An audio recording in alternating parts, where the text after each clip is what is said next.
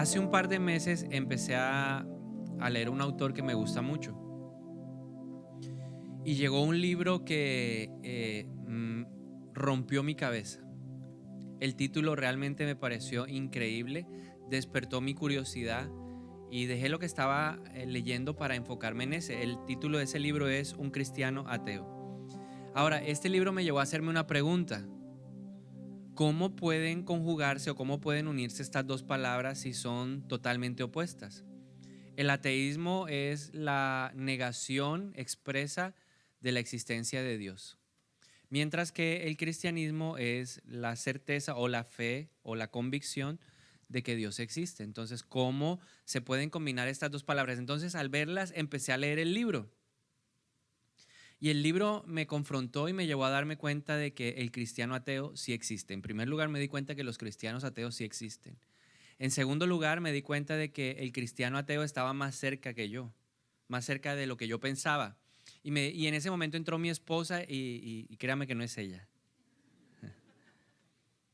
Me di cuenta, me levanté y fui al baño y me di cuenta a través del libro y de lo que el Espíritu Santo estaba hablando, que en mi vida había momentos en donde había un cristiano ateo manifestándose. Por eso quiero compartirle lo que aprendí de ese libro y he titulado esta enseñanza Un cristiano ateo. Mira a la persona que tiene al lado, por favor. No, esa no es la atea. Mire el ombligo, ese es usted. Muy bien. ¿Qué es un cristiano ateo? Un cristiano ateo es una persona que cree en Dios, pero que a través de sus actuaciones niega la existencia de Dios. Muchas veces nosotros profesamos, hablamos, le compartimos a la gente que creemos en Dios, pero los frutos de nosotros revelan una realidad a veces prolongada en el tiempo o corta en el tiempo, de que a través de la cual negamos la existencia de Dios. Jesús dijo en Mateo capítulo 7, versículo 20.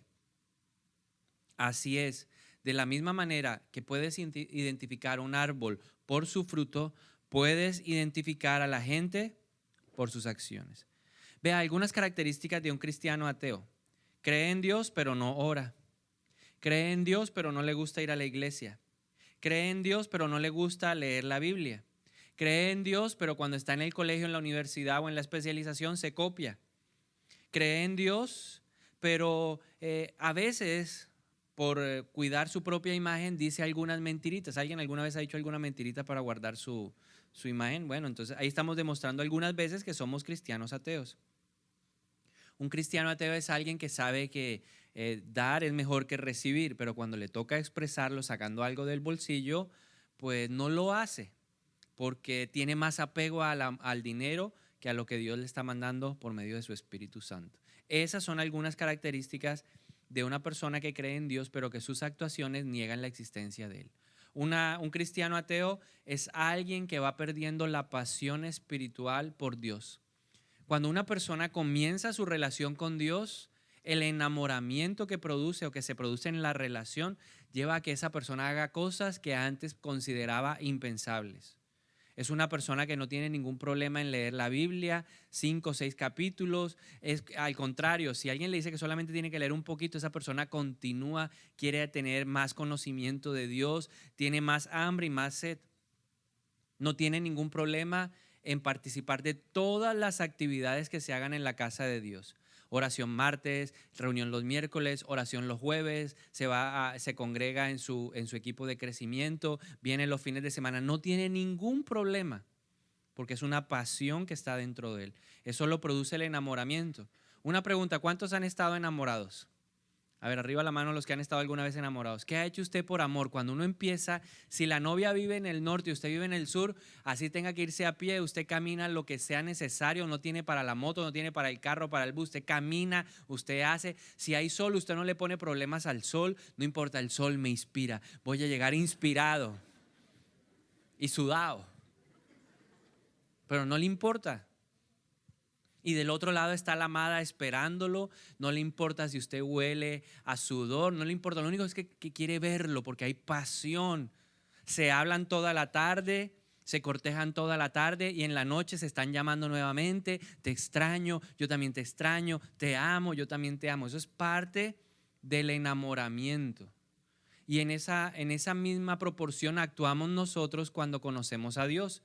El problema es que esa pasión con el tiempo, sin darnos cuenta, se va perdiendo, porque la cotidianeidad, la familiaridad hacen que nosotros parezcamos una llanta pinchada. ¿Ha visto las llantas nuevas? Son sellomáticas, no se desinflan inmediatamente, sino van perdiendo el aire progresivamente. Y cuando usted va a ver, ni siquiera lo notó, pero cuando usted salió al día siguiente se dio cuenta de que su vehículo no se podía mover. ¿Por qué? Porque estaba totalmente pinchado.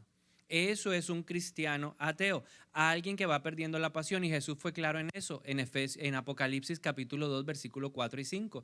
Le habla a la iglesia de Éfeso y le dice, mira, yo admiro todas las obras, yo admiro todo lo que haces, la forma como defiendes la iglesia de la gente que no ama al Señor, pero tengo contra ti una cosa.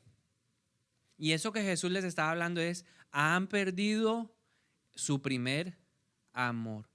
El cristiano ateo es una persona que va perdiendo el amor por el Señor. Cambia la actividad en las cosas de Dios por su relación con Dios. Entonces quiero compartirte en esta mañana 4 actitudes o 4 cosas que caracterizan a un cristiano ateo. En primer lugar, para que nos evaluemos, para que miremos si dentro de nosotros en algún momento se está despertando esa negación de la existencia de Dios a través de lo que hacemos. Y en segundo lugar, te voy a compartir formas, pasos simples, prácticos, para que podamos salir de ese estado. Voy a hacer una serie y voy a continuar después hablándole en otras enseñanzas acerca de otras actitudes del cristiano ateo, para que las trabajemos en nuestra vida y podamos ser verdaderamente considerados por nuestro fruto cristianos. Entonces, la primera de ellas es, un cristiano ateo es una persona que cree en Dios, pero que no tiene intimidad con Dios, que no lo conoce. Hay una diferencia muy grande entre saber de Dios y realmente conocer de Dios. Una pregunta para ejemplificar esto. ¿Quién es Falcao García? A ver, ¿quién me dice quién es Falcao? Jugador de fútbol. ¿Qué más? ¿A ustedes no les gusta el fútbol? Perdón. ¿Algún hombre anormal que no le gusta el fútbol? ¿Es que cristiano, juega fútbol? ¿Qué más saben? ¿Juega en el Mónaco? ¿Es papá? ¿Cuántos hijos tiene? ¿Niños o niñas? Niñas, muy bien. ¿Dónde vive? ¿En Francia? ¿En Mónaco? ¿Es colombiano? ¿Dónde nació? En Santa Marta. Ok, ¿cuál es el número de la camiseta de Falcao? El 9. ¿En el Mónaco es él? 9. ¿Y en la selección es él? ¿Cuántos saben que Falcao es el máximo goleador histórico de la selección Colombia? ¿Cuántos años tiene Falcao? 32, ¿cierto? ¿Qué más cosas sabemos de Falcao? ¿Cómo se llama el papá? Radamel. Muy bien. ¿Y la mamá? Oiga, nadie sabe de la mamá, oiga. La mamá es la más importante. Sin mamá no había Falcao. Ahora, una pregunta. ¿Cuántos de ustedes pudieron preguntarle eso a Falcao personalmente? ¿Dónde obtuvieron la información? La prensa, de los periodistas, ¿cierto? De los programas radiales donde uno oye ahí los comentaristas hablando, de Wikipedia. ¿Alguien ha conocido de Falcao por Wikipedia? ¿No? Uno habla de los amigos le dicen, sí, sabe Falcao, tal, hizo tantos goles, ya, chan. Y eso nos lleva a veces a reflexionar, o debería llevarnos a reflexionar, que a veces conocemos a Dios de esa manera. Ah, sí, mi mamá me contó, mi papá me contó, ah, sí, el abuelo decía, el pastor dijo. Quiero hablarte de 3 niveles de intimidad para que los evaluemos y veamos en cuál estamos.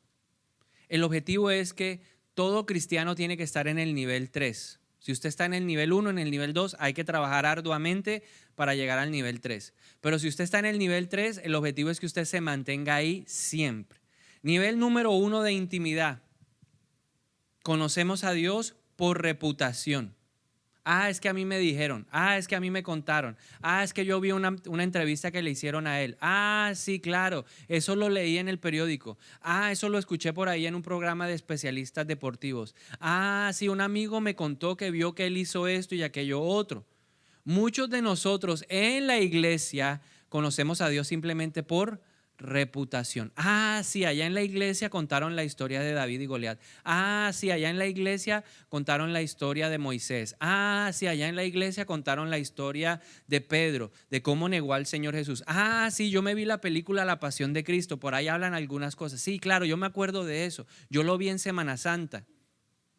Eso es conocer a Dios por reputación, información que hemos adquirido a través de las diferentes redes bíblicas. Y de paso por ahí le oímos decir a alguien, ah, sí, yo le escuché a alguien decir Josué 1:9, dice, mira que te mando que te esfuerces y seas valiente, no temas ni desmayes porque el Señor tu Dios estará contigo a donde quiera que tú vayas. Yo se lo escuché a alguien y me gustó tanto que le dije, escríbamelo y me lo aprendí. Eso no implica relación. Eso no implica intimidad con Dios. Usted conoce a Dios por referencias, por lo que ha visto y lo que ha oído, pero eso no implica que haya un conocimiento de parte de Dios, ni un conocimiento suyo hacia Dios. El segundo nivel es el nivel de los recuerdos. Conocemos a Dios a través de los recuerdos. Ah, sí, lo que pasa es que yo tuve una experiencia con Dios hace 5 años en donde vi su sanidad. Ah, sí, hace como 10 años, 15 años yo oré un día que no tenía dinero y Dios de forma sobrenatural me lo dio. Ah, sí, yo me acuerdo ahora que un día fue una oración y hubo una administración tremenda y Dios se derramó sobre mi vida y trajo una respuesta contundente a lo que yo le estaba pidiendo. Vivimos de las historias del ayer. Y eso mismo pasa a veces en nuestras relaciones diarias. Tenemos el gran amigo del colegio con el que crecimos toda la vida. Yo tuve uno así, yo empecé desde el jardín, desde chiquitico y me gradué con él. Pero cuando uno llega a la universidad y cada persona toma la decisión de seguir caminos diferentes, la amistad se va enfriando. Y nos hemos vuelto a ver, pero ya la relación no es la misma. ¿Por qué? Porque nos hemos desconectado por más de 25 años. Y las cosas cambian y empiezan a pasar cosas diferentes. Él vive una historia diferente en su familia. La universidad transforma la manera de ver las cosas, la cosmovisión del mundo. Entonces, donde había afinidad, pues ahí hoy no hay absolutamente nada. Pero vivimos ¿de qué? Del recuerdo. Entonces, ese nivel tampoco es el nivel en donde nosotros debemos estar. Hay un tercer nivel y es el nivel donde todo cristiano debe estar y en el nivel donde todo cristiano debe permanecer. Es el nivel de la intimidad, el nivel de la comunión. Koinonía, la palabra comunión viene de la palabra griega koinonía y la palabra koinonía significa amistad estrecha, unidad. Y eso se ve claramente en Juan capítulo 17. Jesús hace la mejor oración que Él puede hacer por nosotros. Y dice lo siguiente, Jesús dijo, Padre, yo te pido que ellos sean uno conmigo, así como yo soy uno contigo, para que ellos puedan encontrar a través de mí la unidad contigo. Es impresionante, porque Jesús no está hablando ahí de seamos ahí unos amiguitos, no dijo que seamos ¿qué? Uno, que haya un conocimiento, una amistad tan estrecha que podamos ser considerados amigos de Dios. Cuando Dios iba a destruir Sodoma y Gomorra, dijo dentro de sí, ¿será que le voy a ocultar algo a mi amigo Abraham? Eso denota una ¿qué? Una amistad estrecha. La palabra amigo se ha deteriorado, se ha distorsionado, pero en realidad amigo es alguien demasiado cercano y eso es lo que Dios quiere de nosotros. La pregunta es, ¿por qué nos cuesta tanto estar en ese nivel de intimidad? ¿Por qué llegamos por momentos? Son como chispazos de nuestra vida espiritual que nos llevan a tener intimidad con Dios. Un día sí, 4 no, luego me propongo y entonces ese día sí tengo intimidad, pero luego me alejo de Dios. En primer lugar, las excusas. Hay muchas excusas. Me encanta oír las excusas de muchas personas. ¿Por qué? ¿Por qué no oras como Dios espera? ¿Por qué no tienes ese encuentro con Dios? No, lo que pasa es que usted no sabe. Estoy en un trabajo durísimo. Es que yo trabajo desde las 6 de la mañana hasta las 6 de la tarde y luego salgo, voy a la universidad y estudio hasta las 10 de la noche. Eso es una realidad, pero ¿por qué unos que tienen iguales o mayores ocupaciones sí tienen intimidad y esta persona que tiene igual o mayores ocupaciones no la tiene? Hay algo, la actitud, la disposición, el deseo, la necesidad, ser conscientes de que somos personas que necesitamos de Dios. Reconocer no solamente, algunos han oído, sí, Juan 15 dice, Él es la vid, nosotros somos el pámpanos. Pero cuando uno ama a alguien y esa persona no está presente en la vida de uno, uno sufre o no. No le hace falta a la persona cuando usted, ay, mi amor, te tienes que ir de viaje 3 meses. ¿Qué pasa? A ver, ¿cuántos están enamorados? Levanten la mano los que están enamorados. Yo esperaba que los casados dijeran, yo, no, ustedes. A ver, levanten la mano, ¿está enamorado? Si hoy dijéramos su marido, su mujer, su novio, su novia, su esposo, su esposa, se van 4 meses, ¿qué sentiría usted? Especialmente los novios, no, por favor. Entonces, nos hacen falta. ¿Y entonces qué hace uno para compensar un poco la distancia? ¿Qué estás haciendo? Gracias a Dios existe ahora el FaceTime, ¿cierto? El WhatsApp por llamada, videollamada, y entonces ahí se ve uno y uno como que compensa un poco la distancia. Pero todo eso nos lleva a entender que es nuestra disposición a pasar el tiempo con la persona. Entonces no hay excusa válida. La excusa válida de los jóvenes, yo le pregunto a los adolescentes, bueno, ¿y cómo vas en tu relación con Dios? Oh, pastor, difícil, complicado, esto es complicado. Y yo me intereso en ¿pero por qué? Cuéntame, no, complicado. Yo me levanto a las 4:30, complicado. La ruta pasa a las 5:15, complicado. Llego al colegio a las 6, estoy hasta las 3 de la tarde, llego complicado, con hambre. Almuerzo. Y luego me pongo a hacer tarea, porque ese colegio sí pone tarea, pastor. Tremendo. Y a las 9 me acuesto cansado. Y Dios, no, hombre, Dios me entiende. Mira el de al lado, dígale, disposición. No hay excusa válida. Necesitamos vencer y tener la disposición, la actitud, el deseo. No hay edad. Desde el más joven hasta el más adulto puede tener una intimidad con Dios. Lo único que se necesita es disposición. Dígalo conmigo, disposición. Yo necesito disposición para relacionarme con Dios. Dios está listo. Mateo 6, Jesús dijo, cuando vayan a orar, cuando vayan a tener intimidad con el Padre, entren y cierren la puerta. ¿Quién está en ese lugar ya? El Padre, porque el Padre quiere tener intimidad. No se preocupe, Dios quiere tener intimidad. Ahora, ¿cómo podemos evaluar nuestra relación con Dios hoy? Sabemos que hay 3 niveles, pero donde a veces me ubico no es muy fácil para mí. La manera como tú llames a Dios refleja tu intimidad con Él. Si tú lo llamas, sí, el Señor, sí, Dios, son títulos que el Señor tiene o Dios tiene. Pero lo que realmente determina una dimensión superior del nombre de Dios son las experiencias personales. Mis experiencias personales me permiten decir que verdaderamente Dios es proveedor. Yo he visto a Dios proveyendo en mi vida. Él es Jehová Jireh en mi vida, yo lo he visto y llega en el momento oportuno. Cuando la factura se necesita pagar, Él aparece. Aquí estoy yo, porque yo en la intimidad, en el secreto le he dicho, Padre, necesito esto, me hace falta esto. Aún le he pedido para las peticiones de mi corazón y el Señor se ha manifestado en mi vida. La manera como yo llame a Dios refleja mi intimidad con Él. Mis experiencias me permiten tener un conocimiento tal de Dios que voy más allá del título. Hay gente que en la mente se sabe todos los nombres de Dios. Justicia, Jehová Sidkenu. Paz, Jehová Shalom. Sí, el pastor, Jehová Raá. Y los dicen muy bien, los recitan muy bien. Pero la experiencia es la que determina la diferencia a la manera o en la forma de hablar de Dios. Yo te puedo hablar que Dios es Jehová Raá porque ha sido mi pastor y en mi vida nada me ha faltado. Cuando yo tomé la decisión de dejar mi trabajo y enfocarme en la iglesia, ahí apareció mi pastor y me llevó a descansar en delicados pastos. El que me infundió aliento y callado en los momentos difíciles de mi vida, ¿quién ha sido? Mi pastor. Ahí es donde yo lo he conocido y esa experiencia viva marca la diferencia a la hora de relacionarme con Él.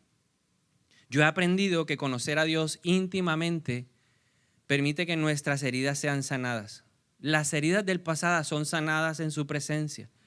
En la presencia de Dios he aprendido, he visto cómo puedo perdonar a alguien imperdonable. Dios me ha enseñado a perdonar al traicionero, al que me ha clavado la puñalada trapera por la espalda. Dios me ha permitido sanar eso, aún el que me ofende, el que me insulta, el que me agrede. Dios es el que me ha permitido en el secreto pararme delante de un hombre que me insulte, me grite agravios y yo no diga nada. La intimidad es lo que me ha permitido ver cómo he cambiado en cosas que parecían imposibles de cambiar en mi vida, en mi carácter, en mi forma de pensar, en mi forma de hablar, en mi forma de relacionarme. Pero la evidencia clara de una persona que está en una relación estrecha, íntima y de unidad con Dios es la pasión para hablar por Él. Una persona que tiene intimidad con Dios entiende, lo ha experimentado, conoce y sabe que lo mejor que le puede pasar a cualquier persona es conocer de Dios. Uno tiene el deseo de que todas las personas del mundo entiendan y tengan la noticia de que verdaderamente lo mejor que les puede pasar es tener a Cristo en su corazón. ¿Hay alguien que pueda hablar de eso y dar testimonio de que lo mejor que uno puede tener en la vida es Cristo? Y uno ve la necesidad y la gente le cuenta a uno sus necesidades. Porque cuando uno tiene pasión, la pasión permite que vengan las personas con necesidades. Dios no va a usar a una persona que no le va a hablar nada a nadie.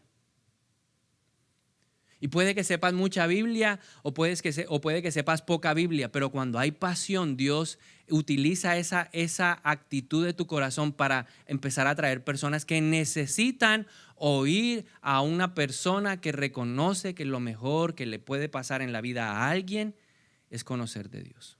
Entonces necesitamos, en primer lugar, dejar de decir que creemos en Dios, pero no lo conocemos. Necesitamos estar en el nivel de intimidad con Dios. La segunda actitud que tenemos que trabajar es la actitud de vivir la vida llena de vergüenza y culpabilidad. Muchos creen en Dios, pero viven una vida llena de culpabilidad y de vergüenza por su pasado. Dios no quiere que yo viva atado a mi pasado. Pablo escribió, olvido lo que queda atrás. ¿Por qué lo escribió? Porque la culpabilidad impide que yo viva la vida que Cristo me dio. La culpa y la vergüenza son una prisión que nos lleva a detestarnos a nosotros mismos en la misma dimensión en que detestamos nuestro pasado. La vergüenza me hace creer que valgo lo mismo por lo que hago que por la posición que me da Cristo a mí a través de la fe. Yo no valgo por lo que hago. Mi valor está dado por la fe en Cristo. Yo no valgo cualquier cosa. Yo valgo la sangre preciosa de Jesús y tú vales la sangre preciosa de Cristo. Él fue a la cruz del Calvario para darnos valor. Antes destituidos, resignados a no estar en la presencia de Dios, hoy restituidos a la gloria. Nación santa, linaje escogido, pueblo adquirido por Dios, vasija de barro con un tesoro especial. Eso es lo que la Biblia dice acerca de nosotros, pero la culpabilidad impide que yo vea y entienda esa verdad espiritual. La culpabilidad siempre me va a hacer sentir ruin, bajo, sucio. La culpa y la vergüenza me hacen creer que no soy merecedor del perdón y del amor de Dios. No importa lo que tú hayas hecho, no importa lo que haya pasado, malgastaste el dinero como el hijo pródigo, tal vez tuviste una vida disipada como el hijo pródigo. No hay mejor historia para representar la culpabilidad y la vergüenza que la del pasaje de Lucas capítulo 16, el hijo pródigo. Le pide al padre la herencia, sale de ese lugar, decidió a vivir la vida que él siempre añoró, la vida que siempre deseó y entró en una vida desenfrenada.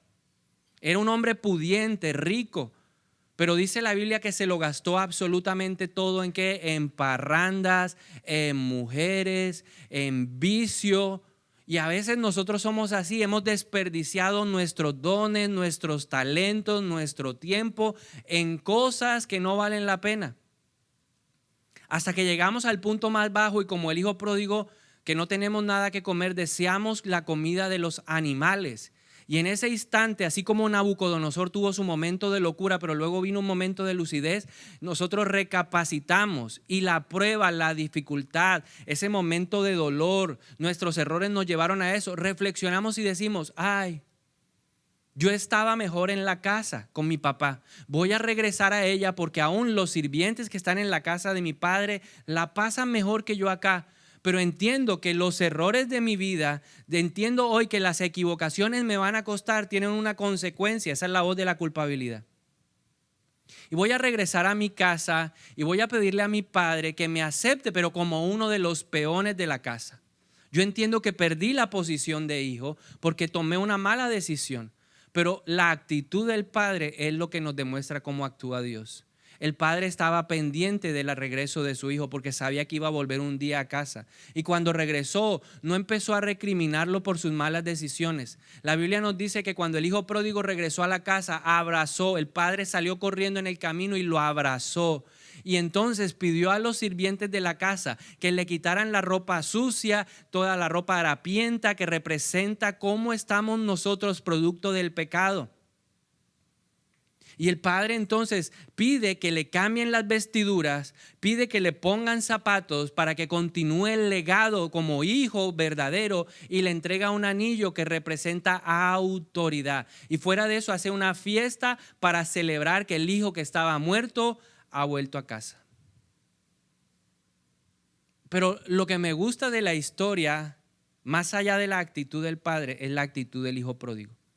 Se sintió avergonzado por su pasado, pero cuando el padre lo abrazó y el padre lo restauró y lo puso nuevamente en el lugar de honra como hijo, el hijo pródigo no empezó a decir: uy, no, pero es que papá, es que usted no sabe todas las que yo hice, usted no sabe las parrandas en las que yo estuve, uy, usted no sabe todas las locuras que yo hice, usted no sabe la cantidad de vicio que yo metí, es que usted no entiende, papá, todo lo trago que yo me tomé, usted no se imagina. Él lo aceptó.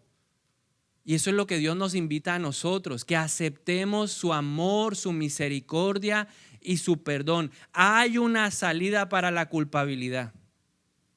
Hay dos personajes bíblicos que nos lo permiten ver, de que Dios abre una puerta para el perdón y la reconciliación. Y si nos reconciliamos con el Padre, es posible reconciliarnos con la gente. Nosotros necesitamos primero relacionarnos bien con el Padre para podernos relacionar bien con la gente. Él es el que restaura la capacidad, la habilidad para relacionarnos bien. Entonces el Señor un día aceptó que David estaba en esa prisión de la culpabilidad, pero David entendió varias cosas y Pedro también. ¿Qué hizo David y qué hicieron Pedro para estar atrapados en la cárcel de la culpabilidad? David se enamoró de una mujer o se fijó en una mujer casada. Primer error. Segundo error, decidió tener relaciones sexuales con ella. Tercer error, la embarazó, ¿cierto? Producto de una relación ilícita, hay un bebé. El tercer error es: ¿cómo voy a hacer para que ese bebé no parezca mío sino del esposo? Llamó al esposo que estaba en la guerra, trató de hacer que él se acostara con ella, no lo logró, y luego, para librarse del problema del camino, ideó un plan estratégico para que Urías el hitita pereciera en un combate y él pudiera casarse con la esposa y tapar el pecado. De todo. Adulterio, una mente totalmente retorcida para planear un asesinato, pero aún así un día Dios lo confrontó porque Dios quería sacarlo de la cárcel de la vergüenza y la culpabilidad. El Salmo 32 nos muestra que la culpabilidad es algo que corroe, destruye nuestra mente y nuestras emociones. David dijo: por dentro yo me iba consumiendo, mis huesos se iban debilitando. Eso es lo que hace la culpabilidad en la vida de una persona, y Dios no quería un rey debilitado y destruido. Y abrió la puerta a través de la confrontación del profeta Natán, y el profeta le dijo: hay un hombre que ha hecho esto, y David dijo: ese hombre merece morir, y el profeta le dijo: ese hombre eres tú. Y en ese instante él abrió la puerta que tú y yo debemos abrir: el arrepentimiento. ¿Quieres salir de la puerta? ¿Quieres salir de la cárcel? Arrepiéntete, dile: Señor, me equivoqué, te pido perdón, yo quiero cambiar mi estilo de vida. Porque la vergüenza hace que la imagen o tu apariencia del pasado venga al presente y vivas siendo el presente como la persona que tú no eres hoy. Es que yo hace 25 años fui adúltero y todos los días de la vida me levanto siendo un adúltero. Fue el testimonio que vi en una reunión de hombres que participé hace años, y el hombre decía: todos los días cuando me levanto me siento culpable, todos los días cuando me levanto me siento horrible, y eso ha afectado mi relación con mi esposa. No he podido ser el mismo hombre desde aquel día. No puedo amarla como ella se merece. No puedo estar con ella en la intimidad como ella merece, porque siempre ese recuerdo está presente en mí. Porque la vergüenza quiere manifestarse en tu presente y quiere darte identidad en el día de hoy. Por eso Dios le abrió la puerta para que saliera de la prisión a David o a Pedro. Pedro tenía que sentirse muy apenado, avergonzado con Dios. Nunca te negaré, nunca te dejaré. Si otros te niegan, yo jamás te negaré a ti. Ellos podrán hacerlo, pero yo voy contigo hasta la muerte. Y llegó al lugar donde Jesús estaba siendo ahí torturado y la gente empezó a decirle, una señora le dijo, tú pareces el discípulo de Jesús. Yo no soy el discípulo de Jesús, y empezó a negarlo y empezó a hablar como un hombre que no era de Dios. Negó su conexión con Jesús. Sentía culpabilidad, pero él aceptó a través del perdón y el arrepentimiento la llave que abre la puerta de la cárcel, de la prisión. No puedes seguir viviendo atado al pasado. Tienes que aceptar lo que ya pasó. Ya pasó. ¿Cuántos quisieran tomar la máquina del tiempo, así como lo he deseado yo alguna vez en mi vida y lo he soñado en mi mente, y abro la puerta de esa máquina poderosa y entro a la máquina y le pongo devuélvete, así como Volver al Futuro? El carro, voy para el 28 de diciembre de 1994. Y llegué a... Y quiere uno cambiar la historia. ¿Cuántos les gustaría cambiar la historia? ¿Alguna vez lo hemos soñado? ¿Quiénes han soñado como yo eso? Y entonces llegamos allá y tomamos decisiones diferentes. No tomo la misma decisión equivocada, sino que tomo la decisión correcta. Y en mi mente ideo o imagino todo lo que sucedería. Reconstruyo la historia hasta llegar al tiempo presente. Pero cuando abro los ojos, la realidad es que otra, es completamente diferente. Solo fue un juego de mi imaginación. Pero eso me enseña algo, que yo sí puedo dejar atrás. No puedo cambiar el pasado, pero sí puedo cambiar lo que estoy viviendo hoy y lo que voy a vivir de aquí hacia adelante. Necesitamos convencernos de que nuestra identidad no nos la da el pecado que cometimos, sino lo que Jesús ya hizo por nosotros en la cruz. Ese hombre decía, yo soy adúltero, y todos los días se levantaba, soy un adúltero, no sirvo, soy lo peor para mi familia. Y esa culpabilidad no lo dejaba ser un buen papá. Porque ¿qué hombre puede ser un buen papá si le falló a su familia con otra mujer que no era su esposa? Yo no puedo ser un buen esposo porque un buen esposo no le es infiel a su esposa. Y ese hombre entonces todos los días de su vida vivía una vida que no era la que el Señor quería para él. Ojo. Para vencer la culpabilidad no puedes permitir que el pecado te aleje de Dios, porque esa es la reacción cuando una persona falla. Cuando nosotros fallamos, lo que menos queremos es orar. Cuando nosotros fallamos, lo que menos queremos es buscar a Dios. Cuando nosotros fallamos, lo que menos queremos hacer es venir a la iglesia, porque el diablo trabaja de una forma impresionante y nos hace creer que en la iglesia nos van a juzgar. Y cuando uno llega, haga la prueba y verá. Uno llega y uno siente que todo el mundo lo está mirando. Y como que el pastor lo vio diferente, se lo reveló el Señor, se lo reveló. Yo sabía. Porque ese día el pastor no lo saludó de pronto como usted quería o como usted estaba acostumbrado a hacerlo. Entonces la mente lo asocia y dice, claro, eso fue porque se dio cuenta que estoy en pecado, yo mejor no vuelvo. Y se alejan. Pero es peor alejarse. Nosotros tenemos que aprovechar el pecado para acercarnos a Dios, para pedir su perdón, para pedir su misericordia. David le dijo en el Salmo 51 que le pidió perdón a Dios, se arrepintió, o sea, abandonó ese camino y alcanzó misericordia. ¿Qué es lo que necesitamos nosotros cuando fallamos? Misericordia. ¿Y quién tiene la misericordia? Dios, no el diablo. El diablo lo único que trae es condenación y culpabilidad. Entonces no se aleje de Dios, porque alejarse de Dios es peor. Porque cuando uno se aleja de Dios, termina cerca de ¿quién? De Satanás. Entonces mejor acérquese a Dios y dígale, Dios, fallé, me equivoqué, pequé. Y Dios es fiel y justo para perdonarnos y limpiarnos de toda nuestra maldad. La debilidad que confieses a Dios será cambiada por una fuerza opuesta igual de fuerte. O sea, Dios, yo fallé en esta área de mi vida sexual. Sí, fui un adúltero, Dios. Y Dios, cuando yo confieso mi debilidad, dice, bástate mi gracia para que mi poder se perfeccione en tu debilidad. Cuando yo confieso una debilidad, el Espíritu Santo viene a nuestra vida a darnos la fuerza sobrenatural que necesitamos para vencer en esa área. Y donde fuiste adúltero, vas a tener la fuerza opuesta para ser un hombre fiel de ahí en adelante.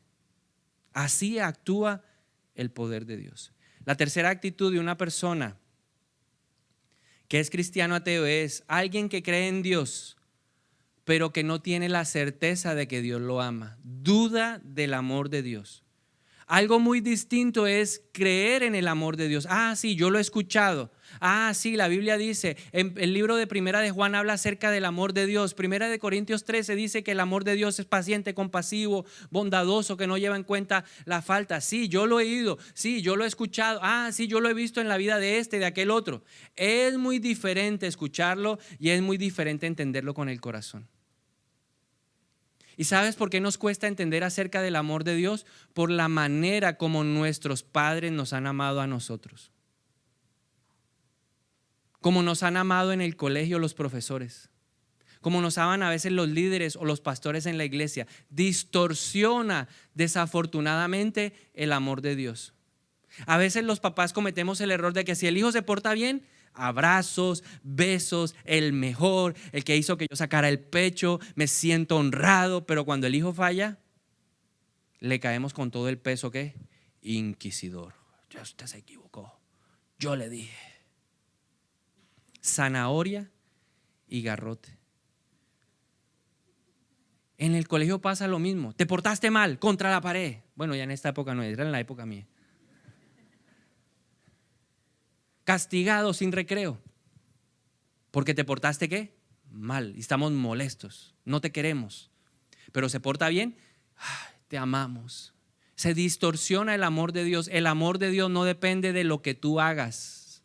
El amor de Dios no depende si tú eres, las cosas que haces son muy buenas o no son tan buenas. Dios no depende de eso. El amor de Dios viene a nuestra vida porque Él es la fuente de amor. Él en esencia es amor.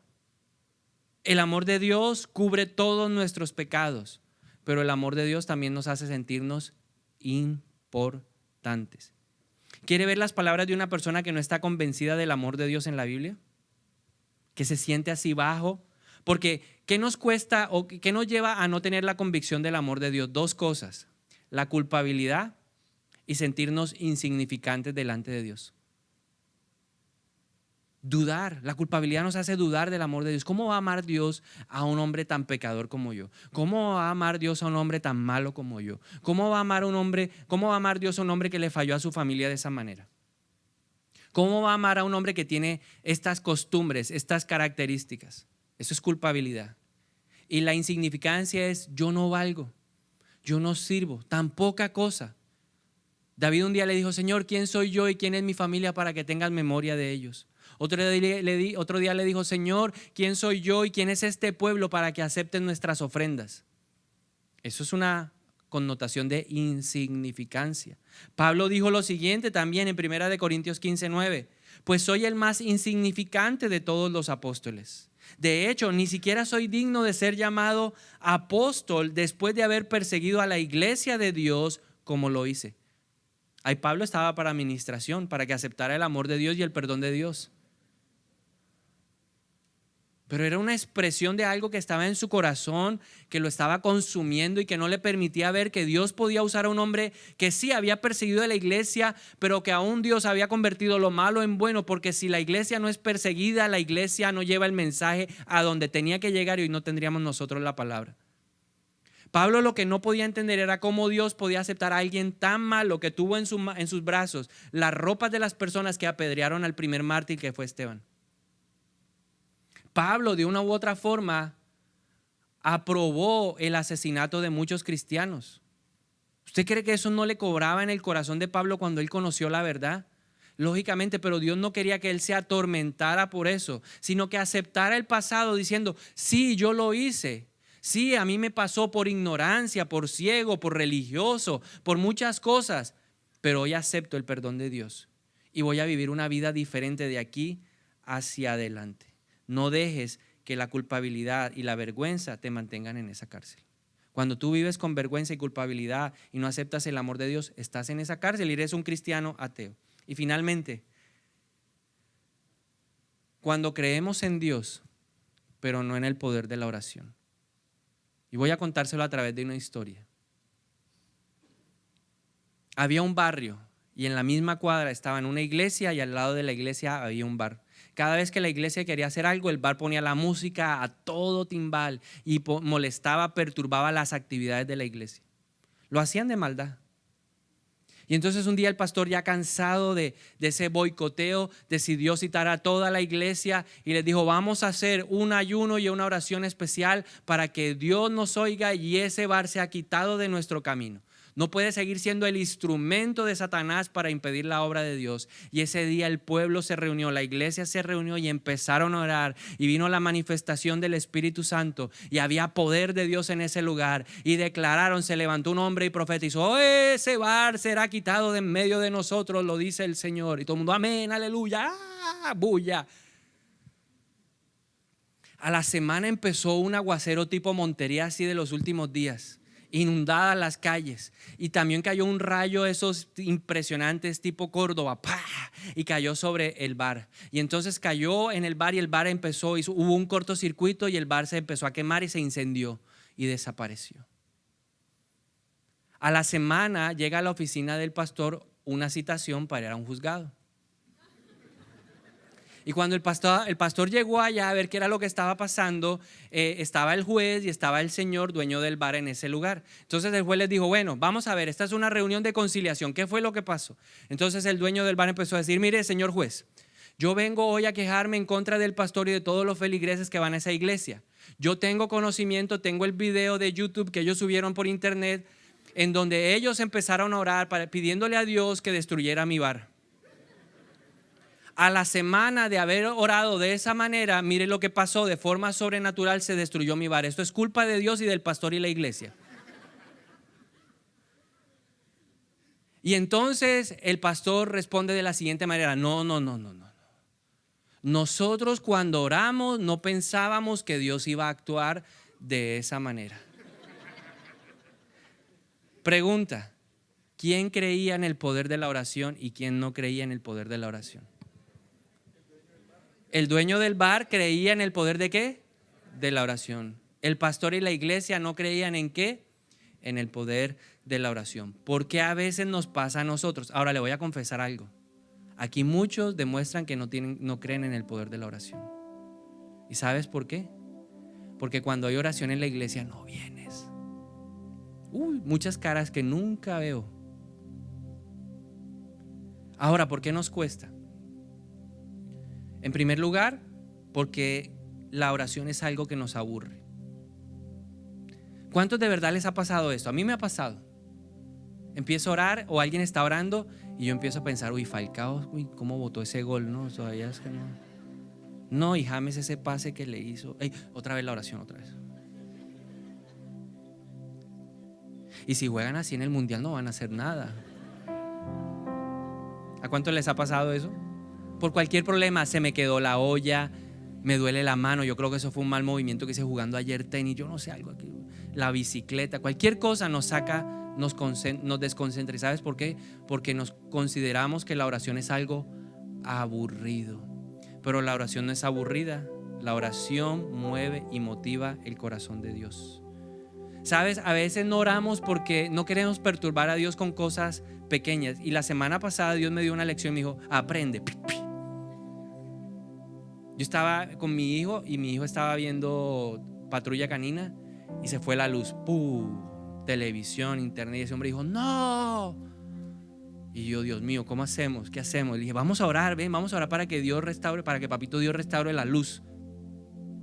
Y oramos y entonces nos pusimos ahí: Papito Dios, y él repetía: por favor, devuelve la luz ahora. Y ¡pum! Llegó. Ahora, la lección no era para él, porque él está aprendiendo. La lección era para mí, para Dios diciéndome: ¿sabes qué? Tú a veces no oras por las cosas pequeñas porque piensas que no son necesarias, porque no tienes claro que la oración tiene poder. Dios me dio una bofetada y me dijo: aún por las cosas pequeñas ora. Él salió feliz y siguió viendo su programa, pero yo me quedé pensando: puedes molestar a Dios con pequeñeces, porque Dios te responderá. No oramos porque creemos que la oración es improductiva, que no genera impactos positivos. ¿Yo para qué voy a orar? ¿Para qué si ese no va a cambiar?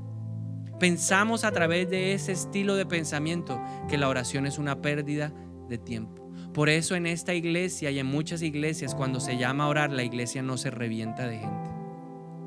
La iglesia no se llena. Cuando hay una convocatoria, vamos a orar, la iglesia no se llena. Pero cuando hace una convocatoria, vamos a orar por prosperidad, la iglesia se llena y hay que hacer 3, 4 reuniones, porque hay reunión ¿de qué? De prosperidad. La gente no quiere buscar a la verdadera prosperidad, que es Dios. Y la prosperidad se busca en la intimidad de la oración. Dios ama a la gente imperfecta que hace oraciones imperfectas. ¿Cómo podemos hacer una oración imperfecta que llegue al corazón de Dios? Sinceridad. Tú quieres orarle a Dios y que Dios te escuche, sé sincero. Háblale de tus luchas, de tus batallas, de tus dolores, de tus necesidades, de tus preocupaciones, de tus afanes, de tus dolores, de tus alegrías, de tus tristezas. Eso es ser sincero con Dios. A Dios le encanta la sinceridad, pero a Dios también le encanta la constancia. Orar todo el tiempo. No solamente hoy, cuando tengo necesidad y me olvido de Dios y pasan 5 meses y no me olvidé de Él. Ay, el día 5 meses y un día, ay sí, hay un incendio, hay que apagarlo. Dios. ¿Cómo puedes hacer una oración efectiva? Entiende una cosa: la oración no es una fórmula. Oro, respuesta de Dios, sí. Yo puedo orar y la respuesta de Dios puede ser sí o puede ser no, pero va a haber una respuesta, porque Dios siempre responde en su tiempo. ¿Qué es un cristiano ateo? Alguien que conoce de Dios, pero no tiene intimidad de Dios. ¿Qué es un cristiano ateo? Alguien que conoce de Dios, pero sigue viviendo con la vergüenza y la culpabilidad del pasado. ¿Qué es un cristiano ateo? ¿O quién es un cristiano ateo? Alguien que conoce de Dios, pero no tiene la convicción del amor de Dios. ¿Quién es un cristiano ateo? Alguien que cree en Dios, pero no en el poder de la oración. Y hoy quiero orar por personas que, al igual que yo, quieren dejar atrás el cristiano ateo y volverse en verdaderos cristianos. Si tú eres uno de ellos, yo te animo a que te pongas de pie por un momento y vamos a orar. Señor, te necesitamos. Perdónanos porque a veces pensamos que las pequeñeces no son necesarias compartirlas contigo. Hoy entendemos que necesitamos tener intimidad contigo. Yo necesito más de ti. Perdónanos por estar en el nivel de la referencia de otros. Perdónanos por estar en el nivel de los recuerdos. Queremos tener amistad estrecha contigo.